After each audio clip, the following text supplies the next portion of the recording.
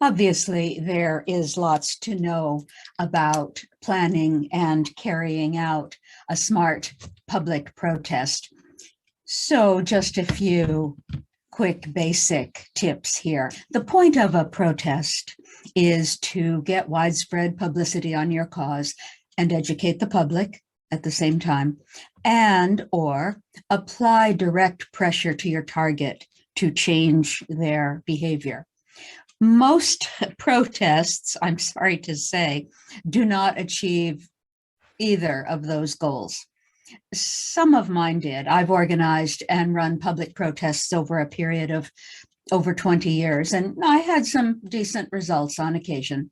And I learned a lot along the way to share with you so you can benefit from my mistakes and my learning. Number one, do your research. Be very certain of every fact about your target before you decide to announce a protest. Perhaps consider investing in a detective search company online like truthfinder.com to find out all kinds of hidden and possibly useful information about your target or the executives personally of the company that might be your target. Number two, decide very specifically what your goal is. Make a very clear written statement for yourself first, so you have that clarity, so you know what your intention is. It's very important to be very clear on your intentions. Everything flows from that. If you don't have a clear goal, everything else you do will be very muddy and far less effective. And if you don't explain clearly your clear goal to your people, then it's entirely possible that you might, in the middle of your demonstration, become a mob without direction. And well, that never goes well. Write it out, write out your intention and explain it to the people in advance who you think will be attending. Number three, choose a location that makes sense logistically. Decide if you are going for press coverage, public engagement, or both. I attended a public protest at a prison last summer, and the prison was in a very remote area, so hardly anyone saw us.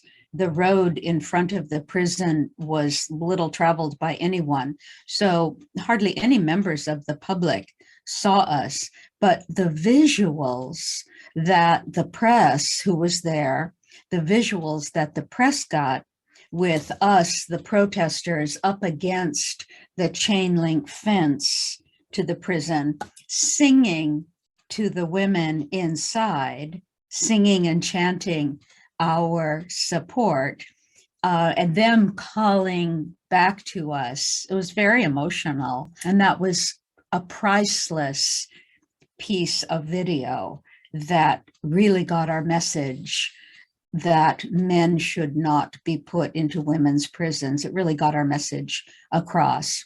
You can also choose a very public place with lots of people where you can have a chance to engage with the public and possibly distribute educational materials. You can go to the beach for any kind of a protest in the summer. Tons of people at the beach, and it's all very friendly, and you hand stuff out, and that can work for certain types of protests. They always tell you that you have to get a permit to protest, but I have run over 200 protests in my life, and I have not had a permit for any one of them. Whenever I've been questioned, I've always just said, hey, it's my right as an American to assemble peacefully and freely. There are always private property issues, but you can often work around them in the moment. I've organized many public protests at the private houses of vivisectors. The police always have to decide how big they are going to let something blow up.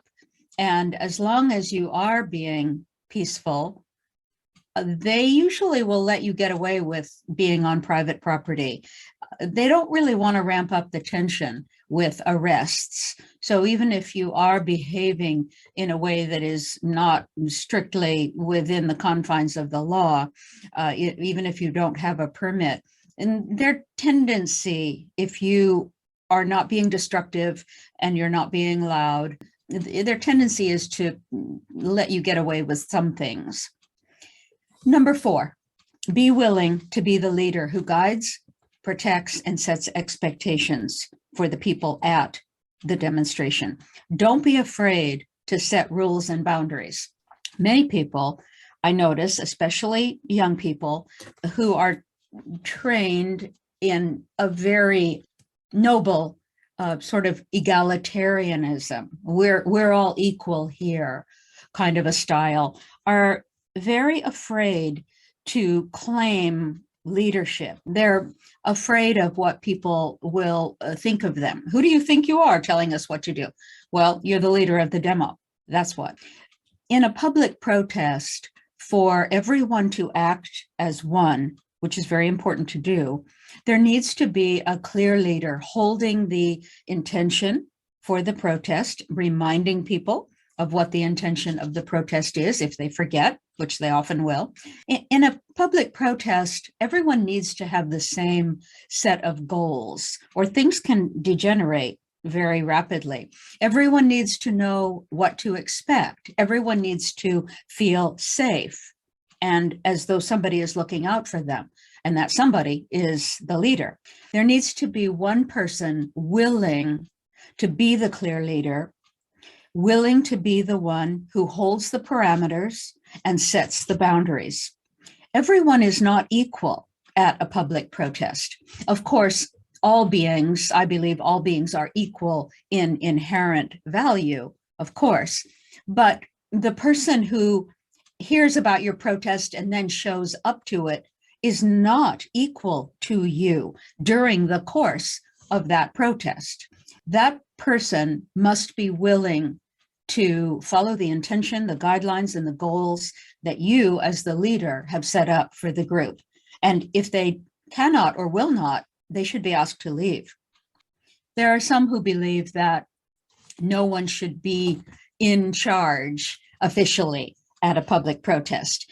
And this is a tactic that they think is useful potentially for when the police come, so that the police can't pin anything on any one specific person.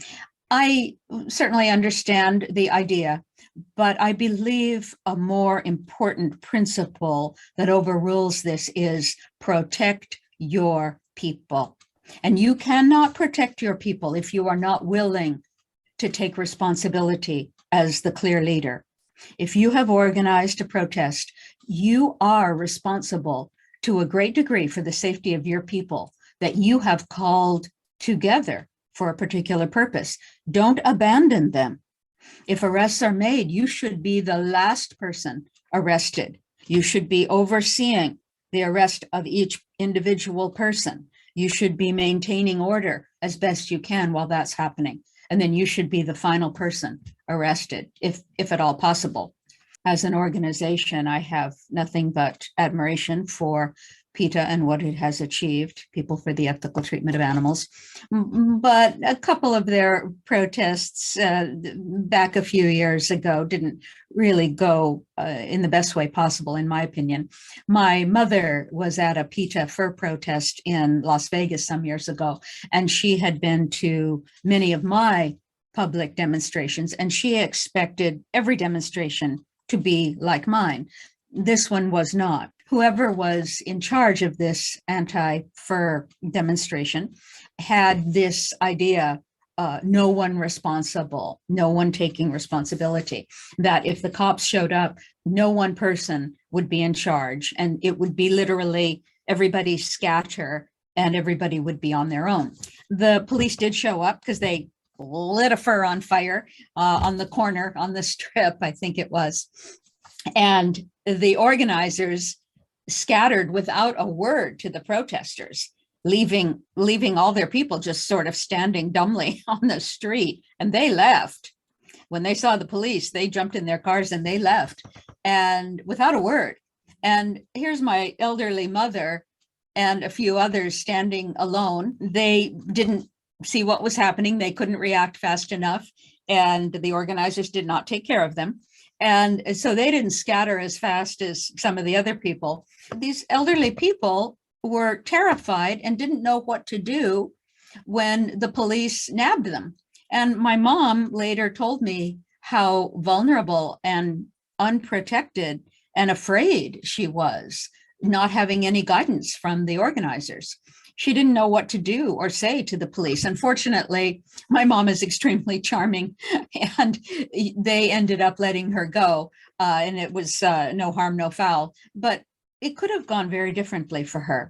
She never went to another demonstration that I did not organize, because after that, she knew that demonstrations go best if they are rather tightly organized with a good intention and a leader who wants to keep her people safe. That's the first rule. Take care of your people.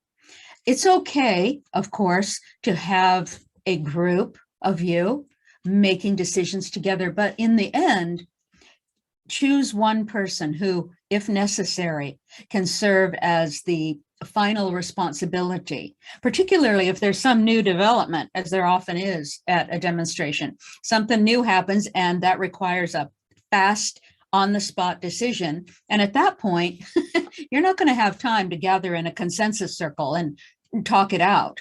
You all have to agree on who that one person is, who you all will trust to make fast decisions when push comes to shove. Number 5, set very clear rules and boundaries. Don't be afraid to be very, very clear. There is safety in clarity. A protest or public demonstration is not a damn party. It is not a time for people to meet their friends and catch up, yakking with their sign resting on the ground. No, do that either before or after. It's not a time for people to bring their children or their dog. It's not an outing at the park. A well-run public protest is pretty close to a paramilitary operation. And if you can't run it like that, if you can't be the leader of that, then maybe rethink. At a public protest, image is everything. And a bad image sends a message to the public that your message is not worth listening to. So tell the people attending your demonstration that they should come dressed professionally. No flip-flops, no tube tops. Keep people in a neat demonstration line with signs facing the street or whatever is appropriate to where you are and what you're doing. A disorganized throng of people all milling about aimlessly, yakking, their signs all haphazard and unable to be read by people passing by, never serves your purpose.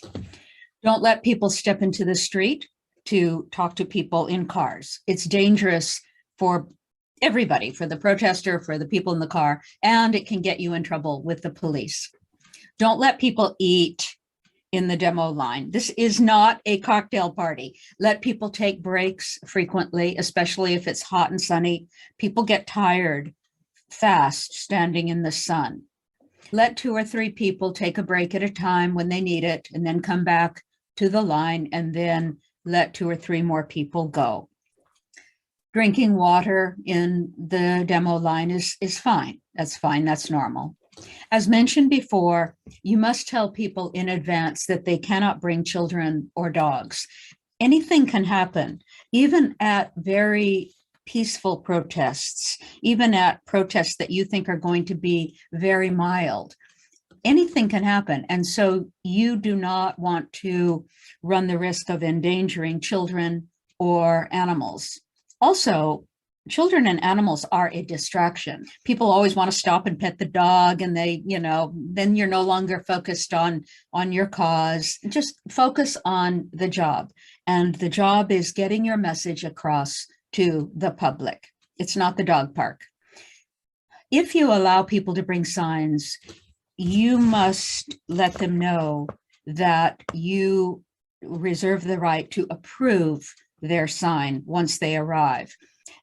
There are signs, the wording of which can legally get you in a world of trouble. As I found out many years ago, I organized a protest against a mentally ill Mission Viejo veterinarian who had cruelly killed many dogs, strangling some of them. And so I had our own signs made in advance that said things like investigate Dr. X. But many families in the neighborhood came with their own homemade signs that said things like, Dr. X murdered my puppy. I knew those signs as soon as I saw them coming down the street, those crying children holding those signs up. I knew those signs could get me in trouble because Orange County People for Animals had organized the event, and everyone knew we were responsible for organizing the event. But the kids were crying, and I just did not have the heart to tell them that they could not hold their little homemade signs. And I will tell you, I paid dearly for my soft heart and my failure to hold boundaries. Dr. X sued our group for, and me personally, for $1 million for libel and slander. And the case, and it all hung on the word murder. That was the sign that did us in. Dr. X murdered my puppy. Murder is a legal term. And the case dragged on and on and on, just sucking up my energy for 8 long years. In the end, we ended up going to arbitration, and I got a very good deal. I felt like I had won both legally and psychologically and morally, but it was a terrible thing to go through. Now, you may ask, would I have benefited by pretending that there was no leader to the protest? No. The press was there. I was the spokesperson for the event. There was information out on social media that we were calling for such a protest. So it was clear who officially was in charge. There was no getting out of it. So people can bring signs, but pay attention to what their signs say, because you, as the leader, are going to be held responsible for every single sign at that demonstration. The signs can state facts, or they can ask a question, but you need to be careful with the way it's phrased. My puppy died at Dr. X's office is a sign that would not legally cause you problems because it's factual. My puppy died at Dr. X's office. Dr. X murdered my puppy is a problem sign legally, because as I said, murder is a legal term. Don't hesitate to firmly remove a sign that you think may get you sued if you're not willing to be sued. One sign less at a demo will not change the demo, but it could change your life for a long time. There's a lot of merit to the idea of everyone carrying the same identical sign. People feel naturally that they want to be individuals and they want to make their own sign with their own sentiment, their own words, their own thoughts. But think about it from the perspective of somebody looking at this demonstration. All kinds of different signs, all chaotic, all saying different things, different typefaces, different colors, different sizes. It's very confusing, especially when people are driving by a place and they just have a moment to look and what's that about? And all these signs are all confusing. It's hard in that case to immediately understand what the message might be. But if 100 people are all holding the identical sign, same wording, same look, all white poster board, black letters, same size, same font, printed out exactly the same, you get the message immediately, loud and clear. My recommendation is you make the signs that you want people to hold.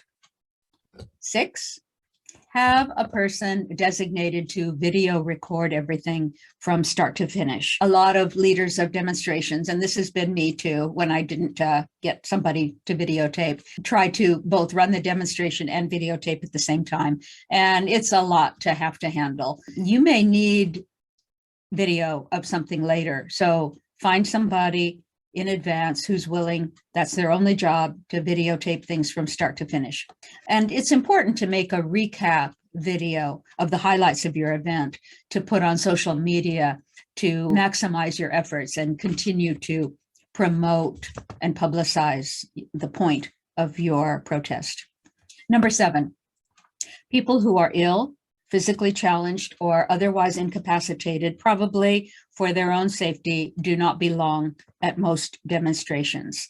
People who need to take prescription drugs every few hours, such as insulin, they should not be at a public demonstration. If they are arrested and they do not have access to their drugs, if they're taken away, could be a big problem for them. Make sure that that doesn't happen. And these are the things you should be specifying and listing in the information that you provide to people in advance when you are publicizing your upcoming demonstration. Number 8, wear authoritative, dark, professional clothing. A regular suit for men is best, and a professional pantsuit is best for women. Minimal jewelry, no flashy jewelry. A professional tote for your clipboard or whatever you're carrying. When you are dealing with authorities, such as the police and security and the press, you want to look both authoritative and professional. Otherwise, you are going to be dismissed. I don't have any issues personally with people having mohawks and purple hair and tattoos all over their face and a safety pin through their eyebrow and a bone through their nose. I am truly appreciative of artistic creativity. I really am. Let everybody do what they want, but realize that if you look unusual or odd or out of the norm on camera as the press is interviewing you, if you're lucky enough to get that far, that look is probably going to cause the general public to dismiss you. And when they dismiss you, they dismiss everything you say, no matter how just your cause is. And that's unfortunate, to be dismissed because of your appearance. If you have long hair, tie it up. It's very distracting to see a person being interviewed on camera with their hair blowing in the wind in their face. Wear comfortable flat shoes for walking, but not sneakers or trainers. Don't wear what police consider the classic criminal getup, which is hoodie, jeans, sneakers, and sunglasses. Don't look like that. It will work against you. Shoes are really important because you'll probably be walking and moving around a bit and standing a lot, and the comfort and safety of your feet is critical. Never wear flip-flops. Even if your protest is at the beach, don't wear flip-flops. Look like the professional in charge. And, if you don't know what that looks like, then think about how news anchors dressed 20 years ago. Not today, but 20 years ago. Dress professionally, but also dress for the weather and tell the people you expect to be attending to do the same. Professionally, for the pictures the press may take, and for the expected weather. So being physically uncomfortable doesn't distract you from the effort of your event.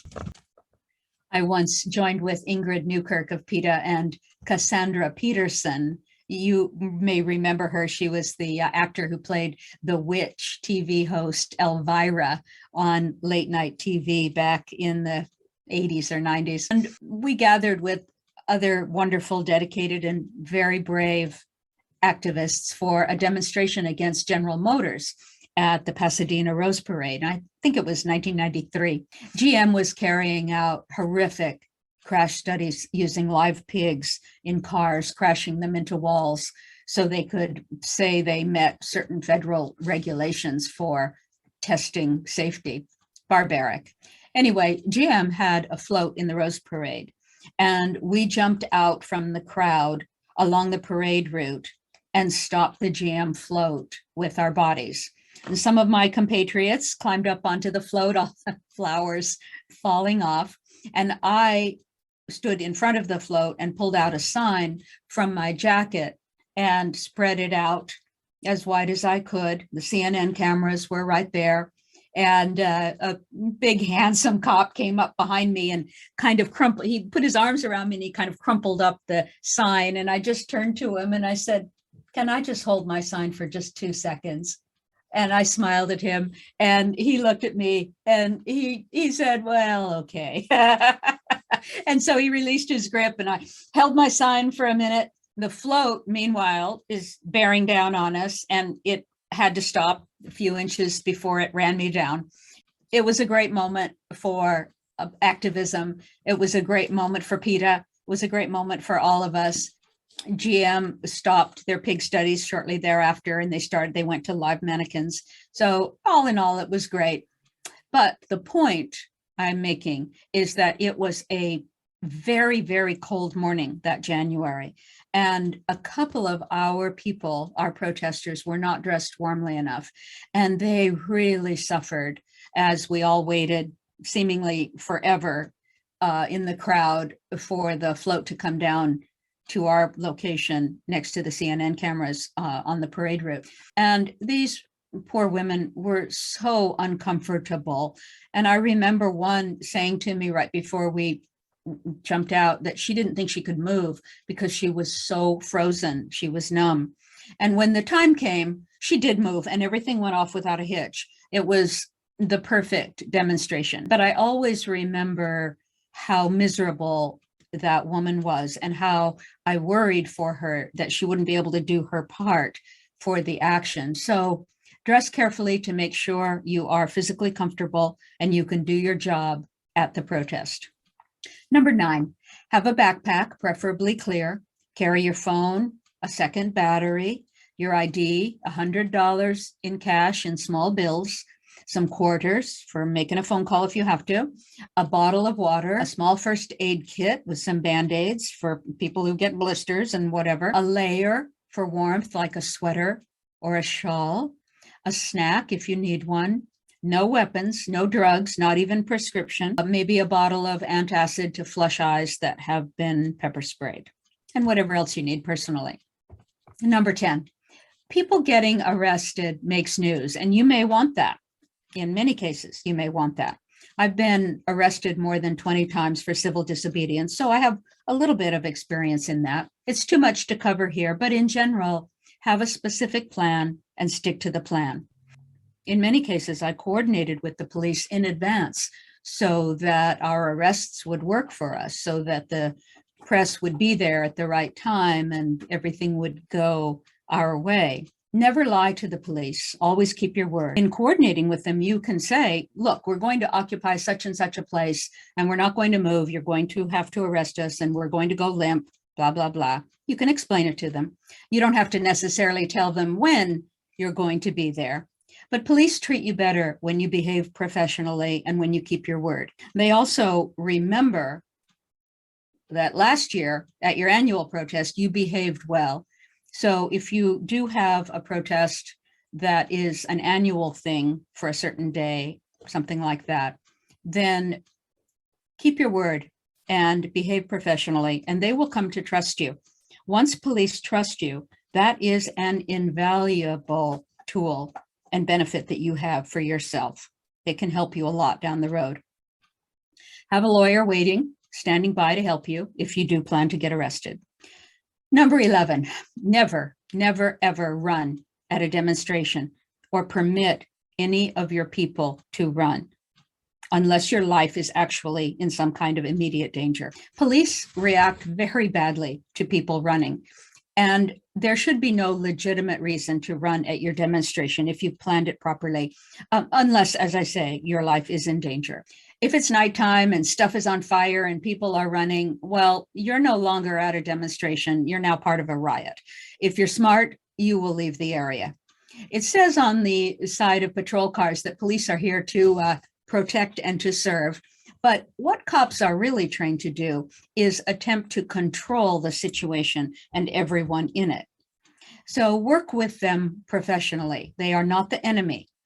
You don't have any enemies. You don't think like that because that's not the way to be successful. But police are not your enemy, but your target is the focus. So don't think of the police as the enemy.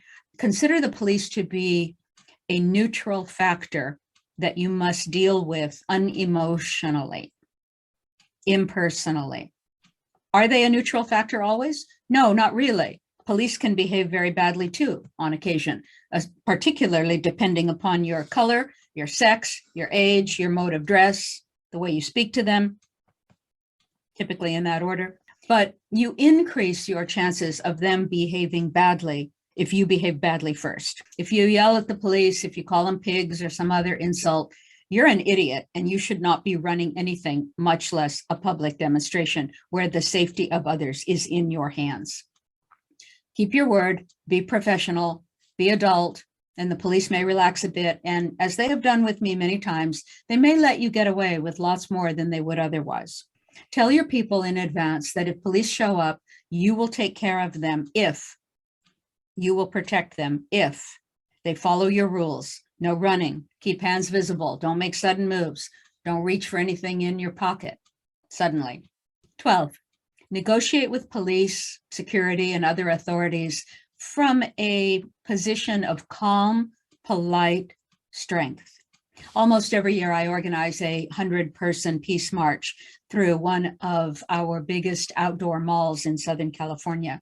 We show up, we gather at a big fountain. I get everyone in a nice, neat line. We have our peace signs. We're all dressed in white.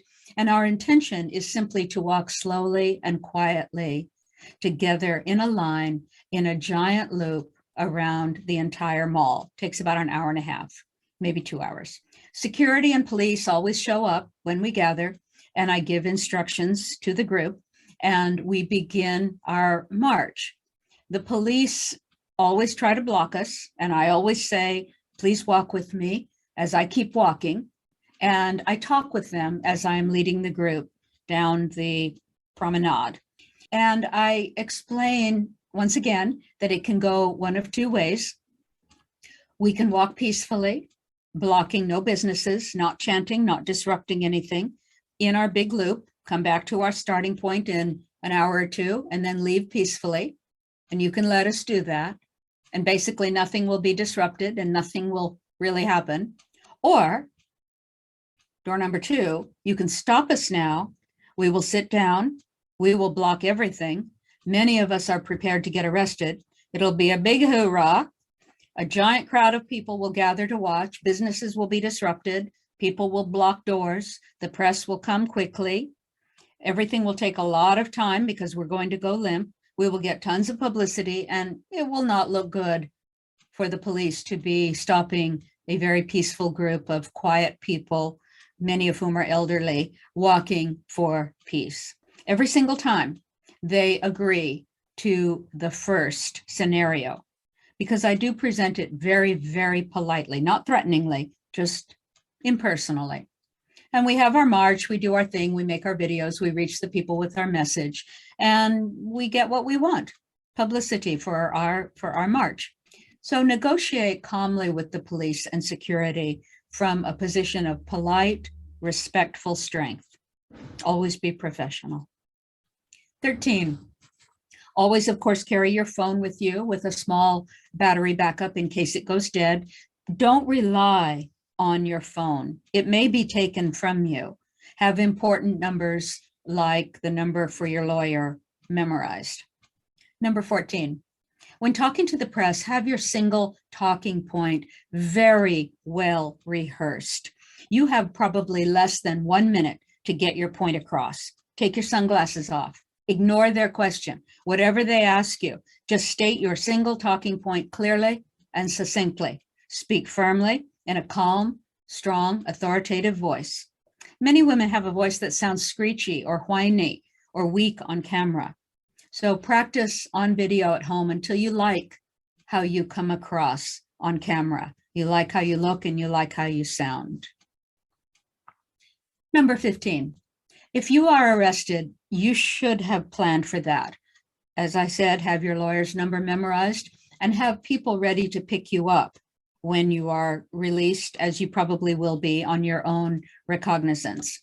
You might want to think about whether you are prepared financially to deal with what could be an expensive proposition defending yourself later. In the many arrests that I've experienced, some cost me nothing. Some cost me hundreds of dollars. Some cost me thousands of dollars. There was no way to tell how much it was going to cost in fines or whatever the costs were. It was no way to tell in advance what would happen. Depends upon the judge. So decide in advance what you're willing to pay, both in terms of your time and money and freedom, if it should not go your way in court later. If you're arrested and you're questioned, stay calm and just keep asking for your lawyer. Say you will make a statement when your lawyer arrives. Ignore whatever police say to you in terms of like threats. They are trained in psychological manipulation techniques to do the maximum to try to stress you out. Cops can and do lie to you, and they are apparently allowed to, but you should not lie to them. Anything you say can and will be used not only against you, but all involved in your demonstration, potentially. And they may threaten you with trumped up charges or tell you that your friend said such and such, but say nothing until your lawyer arrives. 16, if you're held in a cell with strangers, sit or stand off to the side calmly. If you're spoken to, respond politely, but as briefly as possible. Avoid eye contact as much as possible, and don't invite conversation. These other people held in the cell are not your friends. It cannot help you to get cozy with them. Also, by the same token, don't be rude or ignore anyone. Don't start anything. Be as neutral and invisible as you can be. Imagine yourself transparent, and that will be the right energetic for your maximum safety in a holding cell. You should be out soon if you don't do or say something stupid. After the protest, whatever happens, maximize your effort. Publicize your efforts afterwards as much as possible through press releases, social media, whatever you can. Follow up with a letter or an email or another communication to the attendees and to the people on your list who were invited, and let them know the outcome and your continuing efforts on the matter. Thank them and let them know what the next step might be in your group's actions for your cause. Stay in touch with them. These are your people. This is your group. If people see that you are organized and focused on achieving your goal while keeping everyone safe, they'll begin to trust you, and your numbers at demonstrations will begin to grow. Now, there's lots more to know, but that's a good start. Watch the sister video to this, How to Be Smart at a Protest. This is a video for people attending a protest, not people in charge of a protest. And check out the other videos in this activist support series. I thank Krista Rose and Jack Carone of Last Chance for Animals for teaching me a great deal about how to run a public protest. Thank you, Chris. Thank you, Jack. The activist life can be miserably driven by pain and the anguish that you feel about the suffering of those for whom you are working. Or you can have a life that is joyful, fulfilling, and effective in making good change. Let's be brave, happy, strong-hearted souls, helping humanity evolve into goodness. All success to you in your mission. Activists are the brave, strong-hearted, and visionary souls who have always been the ones to lead the world to change for good. For thousands of years, each generation of activists has helped to transform life on this planet. In this series, we support the activist, whatever their cause, in their personal efforts to help us evolve into a better world.